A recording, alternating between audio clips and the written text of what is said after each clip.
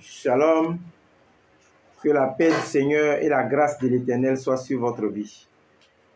Que cette nouvelle année soit une année de plénitude.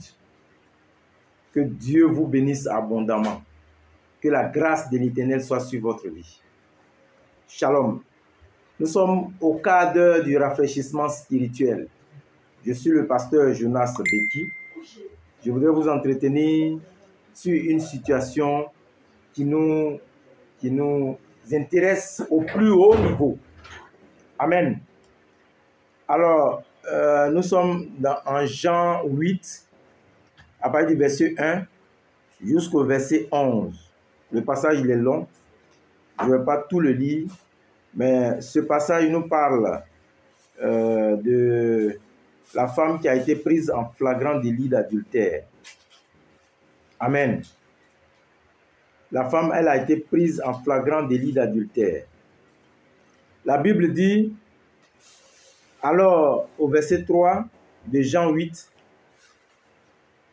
ou alors au verset 1, Jésus se rendit à la montagne des Oliviers. Il se rendit à la montagne des Oliviers, mais dès le matin, il alla de nouveau dans le temple. Et tout le monde, tout le peuple vint à lui. S'étant assis, il les enseigna. Au verset 3, alors les scribes et les pharisiens amenèrent une femme surprise en flagrant délit d'adultère. On nous parle du matin. Ces matins-là, ils sont allés la surprendre en flagrant délit d'adultère. Et on a amené cette dame-là au milieu. Pendant que le Seigneur était en train de prêcher, ils sont venus, ils l'ont envoyé au milieu. Et ils ont dit, au verset 4, et la plaçant au milieu du temple, du peuple, il dit à Jésus, Maître, cette femme a été surprise en flagrant délit d'adultère. Au verset 5, Moïse, dans la loi, nous a ordonné de lapider de telles femmes. Toi donc, que dis-tu? Au verset 6, il disait cela pour l'éprouver, afin de pouvoir l'accuser. Mais Jésus, s'étant baissé, écrivait avec le doigt sur la terre. Amen. Jésus, s'étant abaissé, écrivait avec le doigt sur la terre. Et au verset 7, comme il continuait à l'interroger, il se releva et leur dit que celui de vous qui est sans péché jette le premier la pierre contre elle. Amen. Et s'étant de nouveau abaissé, écrivait sur la terre. Amen. Voici un passage. Mais la Bible dit quand on prolonge, ils ont jeté la pierre du plus âgé jusqu'au plus petit et ils se sont cherchés. Ils sont venus par un seul chemin, c'est-à-dire ils se sont entendus. Un chemin, entente. Amen. Mais après que le Seigneur leur ait posé la question, celui qui n'a pas de péché, qu'il lapide là, ils se sont dispersés par plusieurs chemins. Amen. Ça nous enseigne beaucoup de choses. La première leçon, c'est que le Seigneur n'a pas regardé à la justice mondaine.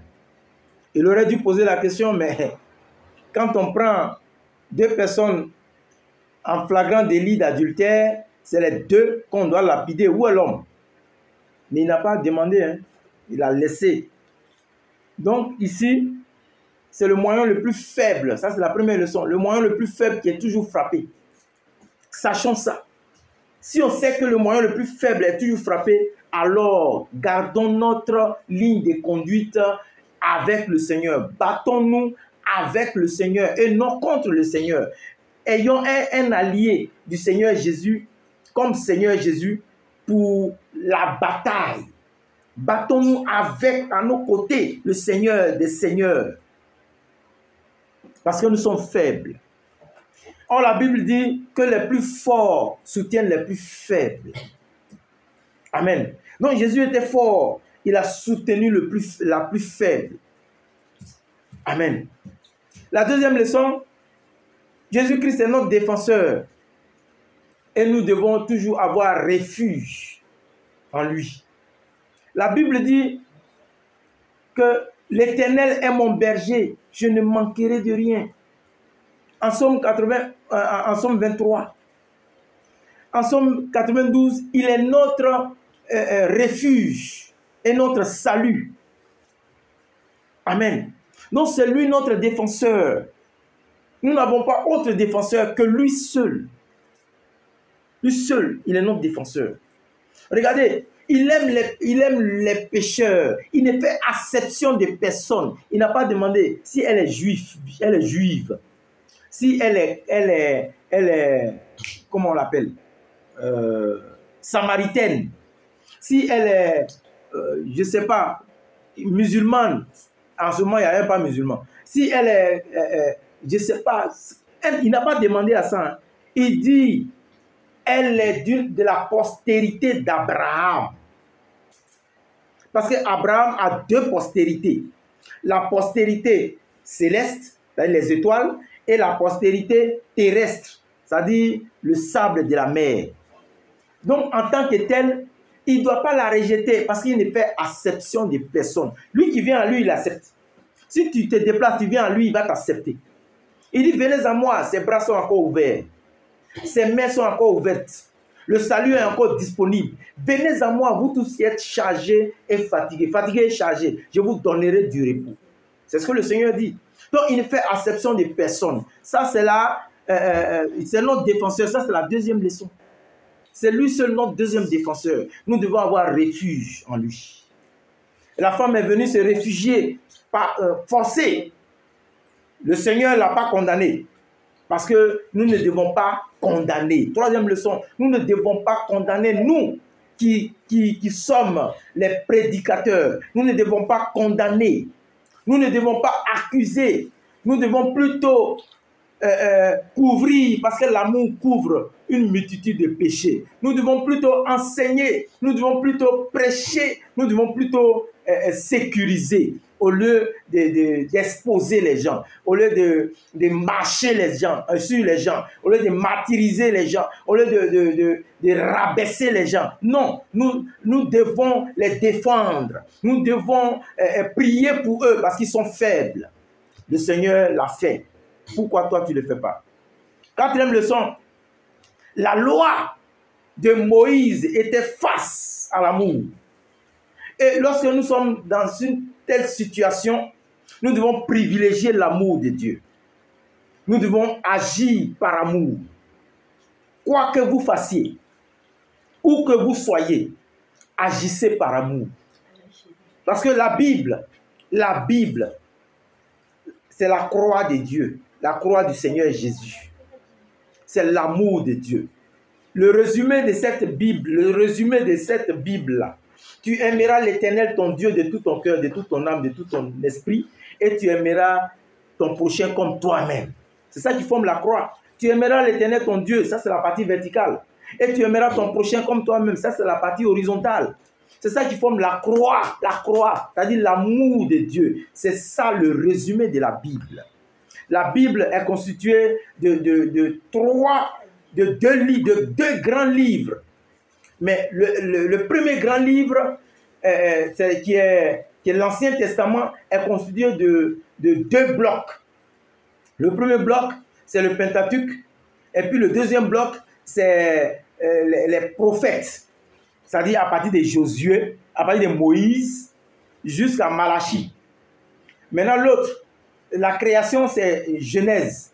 Ensuite, la loi de Moïse, Exode, Lévitique, Nombre, Deutéronome. Donc les 5 livres, Genèse, Exode, Lévitique, Nombre, Deutéronome, c'est le Pentateuque. C'est le premier livre de Moïse, c'est les 5 livres de Moïse. Amen. Ensuite, il y a les livres des prophètes. Et puis, il y a l'évangile de Christ. L'évangile veut dire la bonne nouvelle. Cette bonne nouvelle n'est pas là pour accuser. Cette bonne nouvelle n'est pas là pour réprimander. La 6e leçon, c'est que nous ne devons pas marginaliser ces personnes-là qui viennent à nous. D'abord, la 5e leçon, où la loi est confrontée à l'amour. Le Seigneur dit de privilégier l'amour. Parce que tout a été fait par amour. Nous devons agir par amour. Le Seigneur est mort à la croix par amour pour nous. Amen. Si nous étions à la place du Seigneur Jésus, la question que je vais poser à la femme qui a été prise en flagrant délit d'adultère, si nous étions à la place du Seigneur Jésus, nous qui sommes pasteurs, qu'est-ce qu'on va décider? Sous discipline. Allez, quarantaine. Allez, marginaliser. Allez, tu es relevé de toutes tes fonctions. Pécheresse. Pécheresse. Devant le monde. Et, publiquement. On va te honnir. Le Seigneur n'a pas fait ça. Le Seigneur a enseigné. Il dit, qui sont ceux qui t'accusent? Personne ne t'accuse. Moi non plus, je ne vais pas t'accuser. Mais ma fille, va en paix. Ne repêche plus. Ne pêche plus parce que tu m'as trouvé physiquement aujourd'hui. Je t'ai défendu. Demain, là, je ne serai pas là. Si ils t'ont pris là, ils vont te lapider. Alors va et ne pêche plus. Et certainement, il lui a donné son souffle. Il lui a donné sa force de pouvoir résister au malin. Parce que ce que le malin veut, c'est que nous péchons et que nous soyons humiliés, rabaissés. Mais le Seigneur, il est là pour nous relever. Tous les pasteurs, tous les prédicateurs qui sont là pour rabaisser les fidèles, qui sont là pour humilier les fidèles, qui sont là pour écraser les fidèles, pour les marginaliser, ce n'est pas l'évangile qu'ils sont en train de prêcher. L'évangile, c'est la bonne nouvelle. Tu es dans un péché, le Seigneur te dit, sois fortifié. Fortifie-toi et prends courage, mon frère, mon fils. Prends courage, relève-toi de ton péché et avance. Parce que le Seigneur est avec toi. Le Seigneur est avec toi, mon fils, ma fille. Ne tombe pas, ne reste pas là où tu es tombé, mais relève-toi et avance avec le Seigneur. C'est ça la bonne nouvelle. C'est ça, c'est ce que le Seigneur nous demande. Shalom, que le Seigneur te bénisse. Nous ne sommes pas là pour accuser. Regardez, la femme adultère, elle aurait dû être condamnée, mais le Seigneur a écrit une nouvelle page pour sa vie. Là où on l'avait condamnée, là où la loi la condamnait, où elle devait être enterrée, le Seigneur a parlé à la terre. Il a écrit une nouvelle page sur la terre. Toi, terre, tu t'ordonnes de ne pas enregistrer cette femme. Tu ne la recevras pas aujourd'hui. Amen. Que le Seigneur te bénisse. Que la grâce de Dieu soit sur ta vie. Alors, écoute bien ces paroles. Écoute bien ces paroles. Ne fais pas les erreurs que les autres ont faites hier. Le Seigneur t'enseigne la bonne manière, l'éthique. Le Seigneur t'enseigne la bonne conduite à tenir. Amen. Le fils spirituel, il est au-dessus du fils physique. Du fils charnel. Si ton fils charnel faisait ça, est-ce que tu allais agir de la même manière que tu agis pour ton fils spirituel? Est-ce que tu allais le faire? Non. Alors mon frère, ce n'est pas pour t'accuser, hein. C'est pour laver à l'intérieur de la coupe. Parce que c'est mon rôle. Que Dieu vous bénisse. Que la grâce de Dieu soit sur votre vie. Shalom. C'était le pasteur Jonas Becky dans le cadre du rafraîchissement spirituel. Shalom.